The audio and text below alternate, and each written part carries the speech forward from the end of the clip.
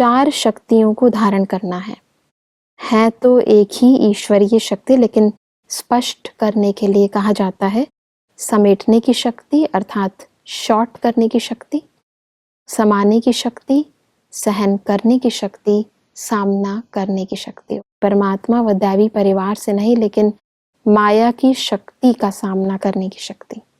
तो सब इन चारों शक्तियों को हम कई बार हम इस परिवार के अंदर एक दूसरे का सामना करने लगते हैं।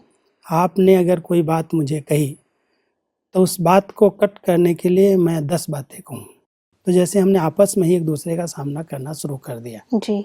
जबकि हमें आपस में एक दूसरे को सम्मान देना है, सामना नहीं करना है। बिल्कुल। आपकी कोई बात है, आपने किस भाव से कही है उसको धैर्यता से सुनना है, समझना है और समझ करके यथार्थ यूज करना है। बाकी सामना करना है माया से, क्योंकि माया जो चल रही है, माया के जो संकल्प हैं, कमजोरियां हैं, विकार हैं, उनका सामना करके विजयी बनना है। बिल्कुल। तो इसलिए बाबा हमको ये सिखाते हैं कि परिवार में एक दूसरे का सामना नहीं करो और परमात्मा का सामना नहीं करो। उनसे सामना करके कहाँ जाओगे? सही बात है। समेटना जो है बहुत विस्तार में बुद्धि चली गई है। कितने कारोबार के विस्तार में हम चले गए जी। एक तो संकल्पों का इतना विस्तार है, चलते रहते, कभी ब्रेक नहीं लगाते। बिल्कुल। कभी इस पर ध्यान ही नहीं जाता है कि इसको भी थोड़ा शांति चाहिए। कोई सदा ही मशीनरी चलती रहेगी।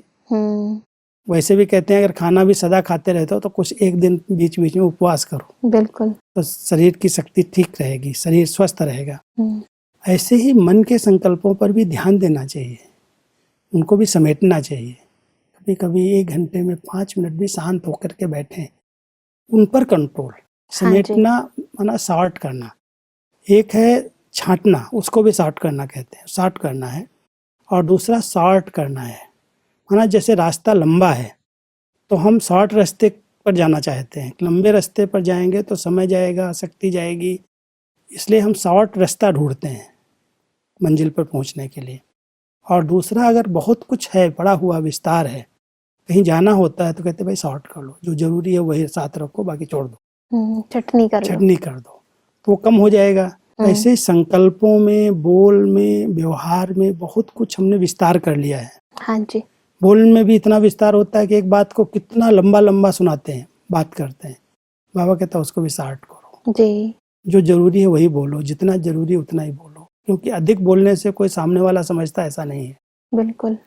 कम बोलोगे तो अपने आप समझ में आ जाएगा, ध्यान से सुनेगा। तो बोल को भी शॉर्ट कर लो, संकल्पों को भी शॉर्ट करो, अंदर अंदर जो जरूरी है वही संकल्प उठे, बाकी संकल्प बिंदी लगाओ। बिल्कुल। तो अगर शॉर्ट करना, समेटना आ गया, समेटने की शक्ति आ गई तो परमात्मा के साथ कनेक्ट होना बहुत सहज है। और फिर सहन तो करना ही पड़ता है। कहते हैं जहाँ रहना है वहाँ सहना है, सहन तो करना ही पड़ेगा जी। और सहन शक्ति बहुत बड़ी शक्ति है। बिल्कुल। क्योंकि अगर सहन नहीं कर पाए तो संगठन में चल नहीं सकते। जहाँ पर 4-6 लोग रह रहे हैं, हर एक का संस्कार अपना है, हर एक के विचार अपने हैं, उनके कर्म अपने ढंग के हैं। अगर आप उनके बीच में समझ करके नहीं चलेंगे तो आपको लगेगा ये तो बहुत कुछ सहन करना पड़ रहा है। तो सहन शक्ति की धारणा जरूरी है और हम सब किसके लिए सहन करें ध्यान रखना चाहिए। बिल्कुल। क्योंकि परमात्मा के कार्य के लिए, नई दुनिया बनाने के लिए कुछ तो सहन करना पड़ेगा ना। बिल्कुल। धर्म स्थापन में कितना सहन किया लोगों ने। बिल्कुल। हम नई दुनिया की स्थापना के निमित्त बने हैं तो उसके लिए कुछ अगर सहन करना पड़ता है, लोगों के सुनना पड़ता है, समाना पड़ता है।